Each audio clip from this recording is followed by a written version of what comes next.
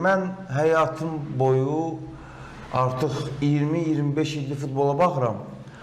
Hücum etməkdən yorulan və eyni səhvləri etməkdən yorulmayan başqa bir komanda görmədim.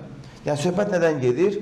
Sabah artıq sözün biri var, komandalar müdafiə olunmaqdan yorulurlar. Sabah hücum etməkdən yorulmuşdu artıq.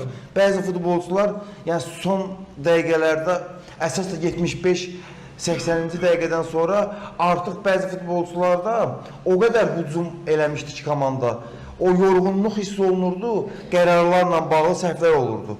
Və rəqiblə bağlı da onu deyə bilərik ki, məsəl üçün rəqib oyunu müdafiədən belə deyək də futbol dili ilə desək, ayağa paslarla çıxmağa çalışırdı və bu 10 dəfə belə deyək də, əgər sən bunu reallaşdırmağa çalışırsansa 8 yarımında alınmırdı və buna baxmayaraq davam edirdilər, yəni buna.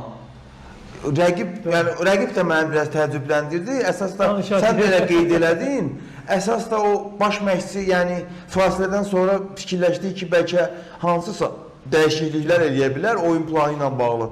Amma yenə də dəyişikliklər eləmədi. Sözün açığı uzun müddət yaddaşlardan silinməyəcək bir oyun oldu.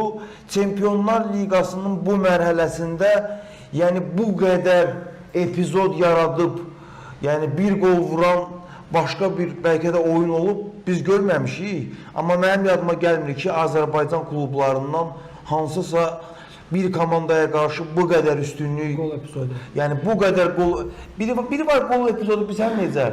Gol epizodu məsəl üçün tutalım ki 50-nin 50-yə, 70-in 30-a, yəni yarımçıq da, amma burada birbaşa, yəni topu boş qapıya göndərmək baxımından o qədər epizod var idi ki, yəni sözün həqiqi mənasında Sabahın bəxti heç gətirmədi və çox təhlükəli hesabla getdilər səfərə. Gedəcəklər daha doğrusu. İnşallah ki bu qolları ikinci oyundan sonra biz heyfslənmərik bu barədə ki